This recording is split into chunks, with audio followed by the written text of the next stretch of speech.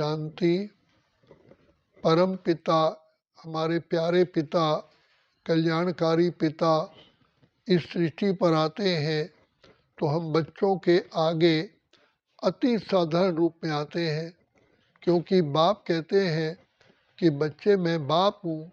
तो क्या बाप अपने बच्चों के आगे कोई कमांडर या कोई प्रेसिडेंट का रूप लेके आएगा? बाप तो हमेशा बच्चों के आगे अति साधारण रूप में आते हैं। तो शिव बाबा जो दया के सागर हैं, प्रेम के सागर हैं, सुख के सागर हैं, वो भी हम बच्चों की सेवा करने के लिए, हमें कांटे से फूल बनाने के लिए, भाग्यहीन से भाग्यवान बनाने के लिए अति साधारण रूप में आते हैं।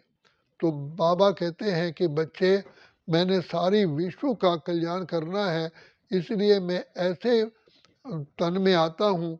एक तो अनुभवी और दूसरा जो ना गरीब है ना राजा है। तो ऐसे तन में आता हूँ जिसमें साधारण आत्माएं भी आकर के पिता परमात्मा से मिल सकती हैं और ऊंच आत्माएं भी मिल सकती हैं। तो बाबा ने ऐसे, शिव बाबा ने ऐसे व्यक्ति के तन में प्रवेश किया, ना राजा था ना गरीब था। तो भगवान आकर के कहते हैं कि बच्चे, तुम मेरे पर निश्चय रखो कि मैं स्वयं तुम्हारी सेवा में आया हुआ हूँ। बार बार गीता में भी यही भगवान ने अर्जुन को कहा कि अर्जुन निश्चय बुद्धि विजयंती, मैं जब साथ हूँ तो ये निश्चय रखो कि भाई तुम्हारा कल्याण होगा, तुम्हारी विजय होगी और तुम भटकते से सदा ही बचे रहोगे और तुम्हारे अंदर जो गुण हैं, शक्तियां हैं, फिर से तुम्हारे अंदर प्रकट हो जाएंगी। तो ये एक आध्यात्मिक शक्ति है, आध्यात्मिक जिसको कहे गुण है। हम जैसे ही प्यारे बाप को याद करते हैं तो बाप के गुण हमारे अंदर समा जाते हैं। अब याद करना ना करना हर आत्मा के अपने ऊपर ही निर्भर करता है। तो जितना आत्मा निश्चय करती है कि मेरा बाप परमात्मा है, स्वयं ईश्वर है, सर्वशक्तिवान है और उनका एक एक शब्द मेरे लिए कल्याणकारी है और एक एक शब्द मेरे लिए उत्थान के लिए है, तो वो आत्मा परमात्मा पिता के ऊपर निश्चय रख कर के उस पर चलती है।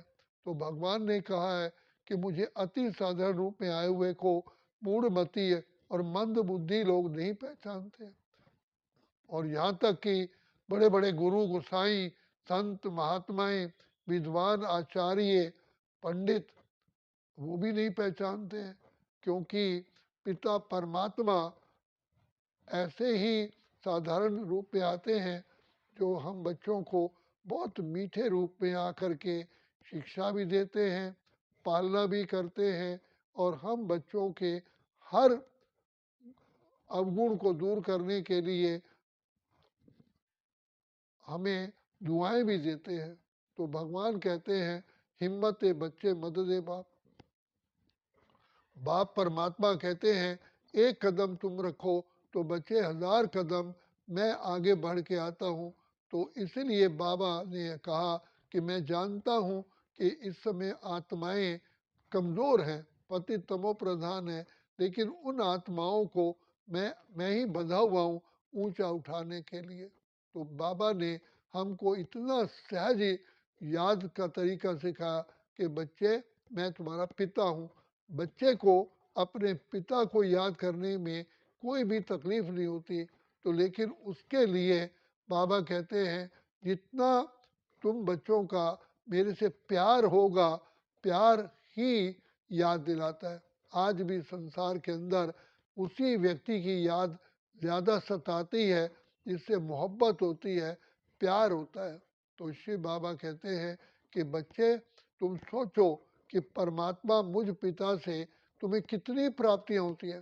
तुम्हारे जन्म जन्म के पाप भस्म होते हैं, कठिन से कठिन, कठोर कठोर सजाओं से तुम मुक्त हो जाते हो। तुम आत्माएं काली से गोरी, पति से पावन, कांटे से फूल और सरताज बन जाते हो, तो बाबा आकर के हमारे जन्म जन्म के पापों को धोते हैं। तो बाप कहते हैं बच्चे सिर्फ मुझ पिता की याद में रहोगे तो जैसे अग्नि कूड़े को, गंदगी को जला डालती है, ऐसे ही सोना भी आग में डालते हैं तो उसकी जितनी भी अलॉय है, जितनी भी उसके अंदर मिलावट है, वो भस्म हो जाती है।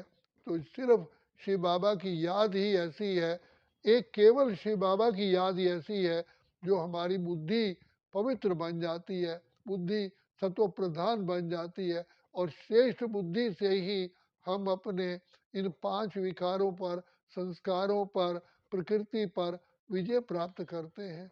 सबसे बड़ा धन है दुनिया में, कहा जाता है विद्या धन।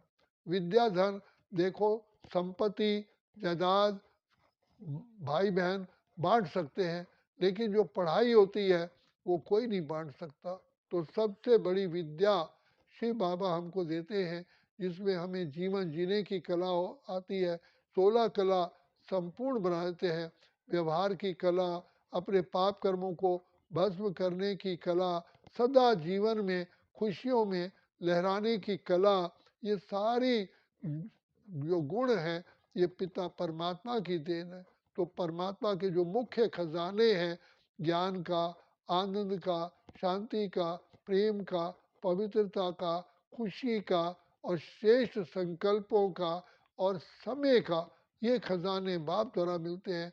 और बाप की याद से हमारे श्वास भी बच जाते हैं, जो व्यर्थ बातों में जाने की बजाय समर्थ कार्य में लगते हैं, तो हमारा समय, श्वास ये भी बचत हो जाती है।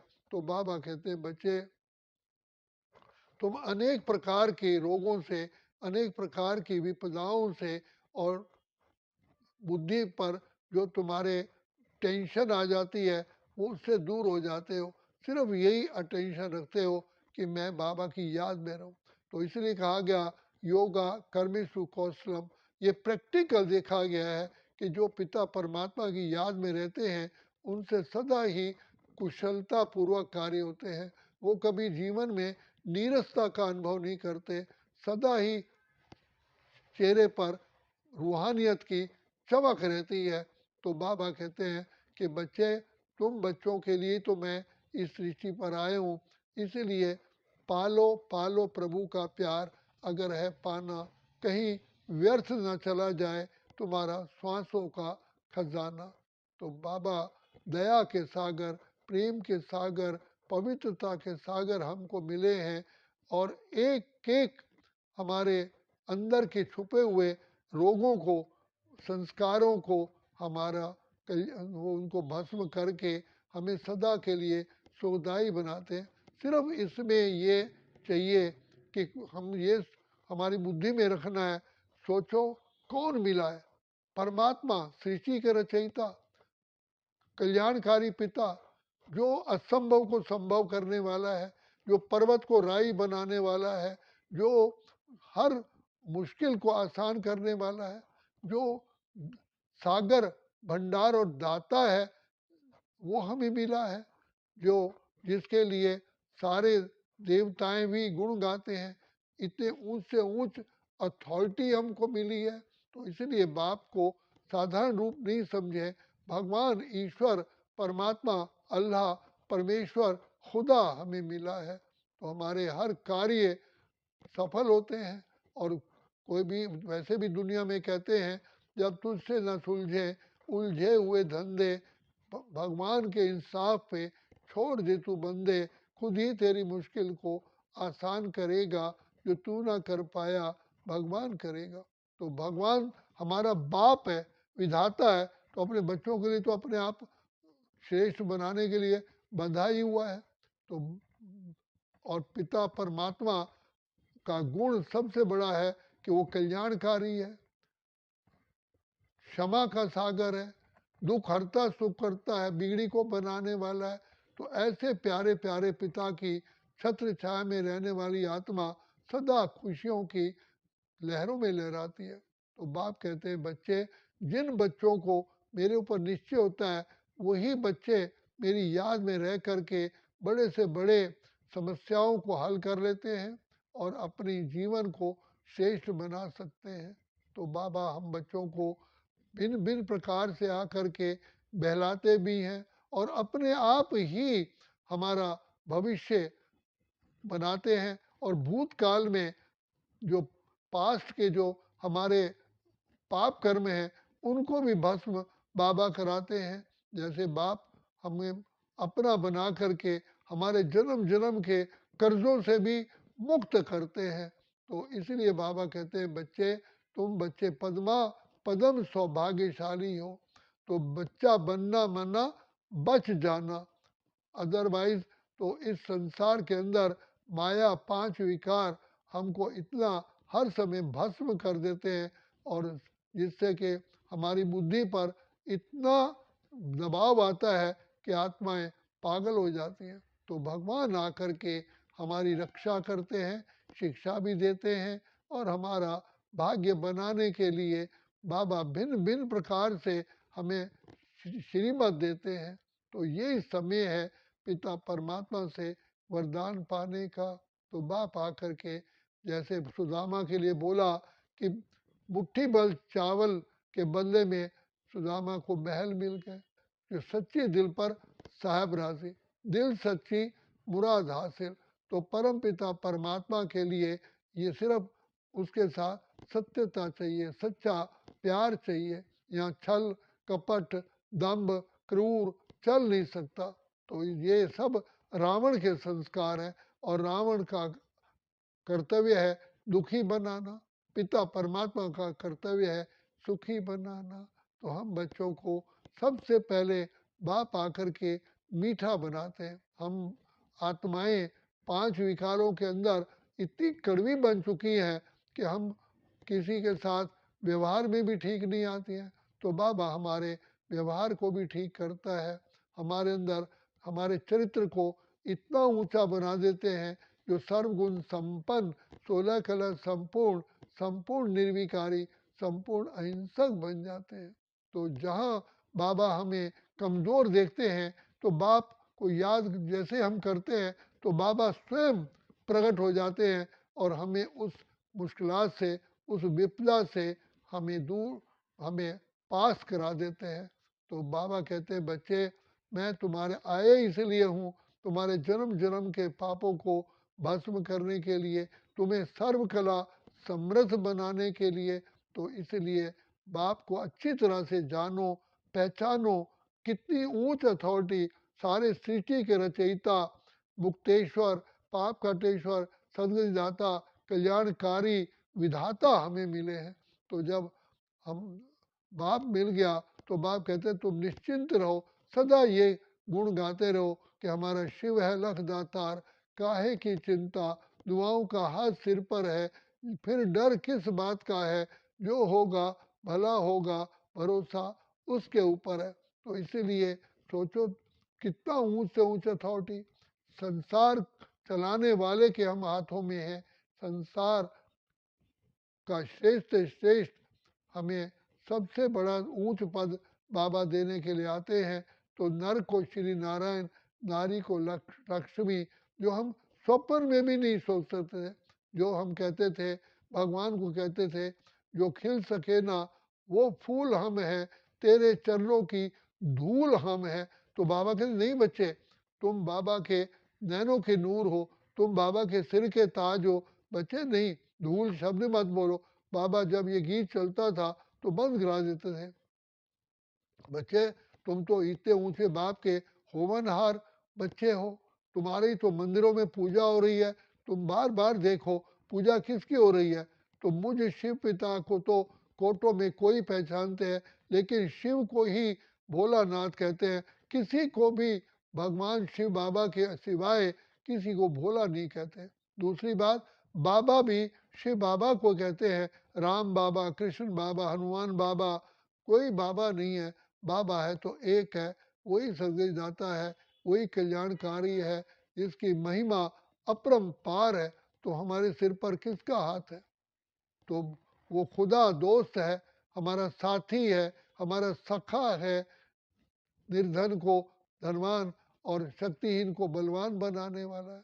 तो बाप आकर के हम बच्चों को बार बार याद दिलाते हैं, बच्चे तुम्हारे पीछे सर्व समर्थ का हाथ है। तो इसलिए शिव बाबा की याद में रहोगे तो तुम्हारे कर्मों में, तुम्हारे विचारों में, तुम्हारे जीवन में सदा ही श्रेष्ठता रहेगी। जैसे सूर्य अगर हमारे सिर पर होता है तो हमारे पूरा शरीर सूर्य की किरणों से सजा होता है, और अंधकार जो परछाई है पैर के नीचे होते हैं। तो इसीलिए बाबा कहते हैं अगर मुझ बाप से पाकर के भी वर्षा ना लिया तो फिर ये हीरे जैसा जन्म कौड़ी जैसा ना जाए।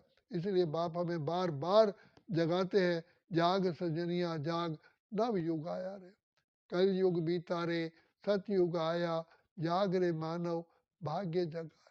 तो बाबा कहते मैं आया ही तुम बच्चों के लिए हूँ। तो बच्चे के बाबा के आने का तुम बच्चे पूरा पूरा पूरा पूरा लाभ उठाओ। इसलिए बुद्धिमान बनो, अपने समय के, अपने श्वासों के एक एक सेकंड को भी श्वासों को वेस्ट मत करो, क्योंकि बहुत बड़ी कमाई है, युग युगांतर की कमाई है, कल्प कल्पांतर की कमाई है। ये कमाई का जो करने का बैंक अभी ही खुलता है। तो बाबा आकर के हम बच्चों को सर्वगुण संपन्न, 16 कलश संपूर्ण, संपूर्ण निर्विकारी, संपूर्ण अहिंसक, मर्यादा पुरुषोत्तम बना करके ही नए विश्व का मालिक बनाते हैं। और बना करके फिर बाबा कहते हैं बच्चे मैं परम धाम में विश्राम करता हूँ।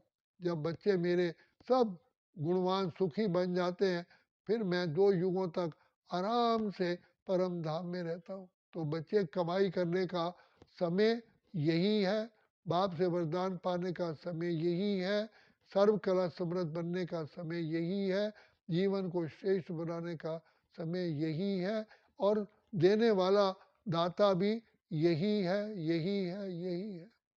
अच्छा, ओम शांति, ओम शांति, ओम शांति।